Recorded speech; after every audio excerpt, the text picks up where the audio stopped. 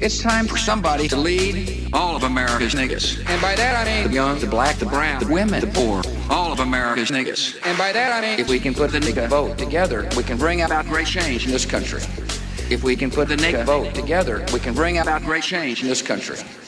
Into the thick of the fight. Blink. I appreciate your listening tonight. I ask for your forgiveness. I ask for your patience. I ask you to uphold the Constitution and the American Bill of Rights. There are difficult days ahead, and the way forward may sometimes appear chaotic. I will not relent. I will not yield the contest of will. No one can question the skill. The actions of our enemies over the last few weeks have been brutal, calculating, and instructive. One of his campaign people alleged that the president was like a puppet. I agree with him. I do. George Bush won, George Bush lost. I don't see how you can lead this country if you say war would make this world a more peaceful place. That's kind of a fucked up mentality. It makes no sense. I don't think that makes sense. I don't think it's right. It's ludicrous. The troops wonder, how can I follow this guy? I'm loath to put words in somebody else's mouth.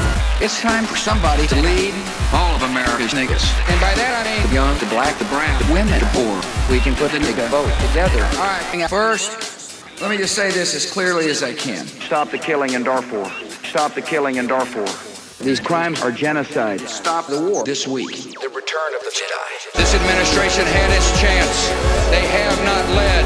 We will. This administration had its moment, and President George W. Bush squandered it. Now is the time. Now is the time. Now is the time for somebody to lead all of America's niggas. Everybody went, oops, that wasn't a popular move, but it's the right move. I disagree. Strongly disagree with that. Yeah. If we can put the nigga vote together, we can bring about great change in this country. Racial prejudice is a reality in America. Pure and simple. Over 200,000 black males were denied the right to vote in the 2000 election. State of Florida. The matter was handled in the courts and thought by some to be settled. But the matter was not settled.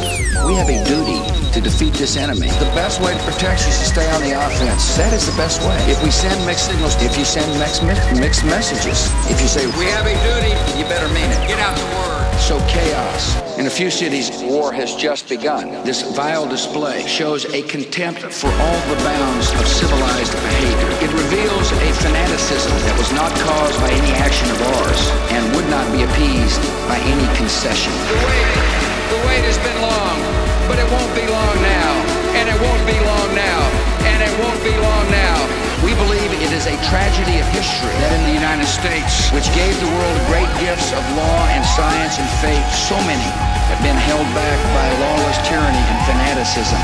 We believe that when all Americans are finally allowed to live and think and work and worship as free men and women, they will reclaim the greatness of their own heritage. And when that day comes, the bitterness and burning hatreds that feed terrorism will fade and die away. America and all the world will be safer when hope has returned to Washington, D.C. If we can put the nigga vote together, we can bring about great change in this country. If we can put the nigga vote together, we can bring about great change in this country. The game is over. Rue the day. I took it personally. The man who sits in the Oval Office is a pro, an expert, and a crank. Don't stay out too late. And beyond the violence, Iraqis are proud people who resent foreign control of their affairs, just as we would. We can achieve the peace we all want. One heart, one mentor, one person, and one soul at a time. And let me say one other thing. May God bless our country.